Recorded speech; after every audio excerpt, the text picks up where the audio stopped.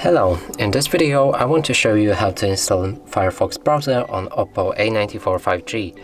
So in order to do this, we'll need to open our Google Play Store and from here begin a search for an app. Enter Firefox browser, hit the search button, select this app and install it.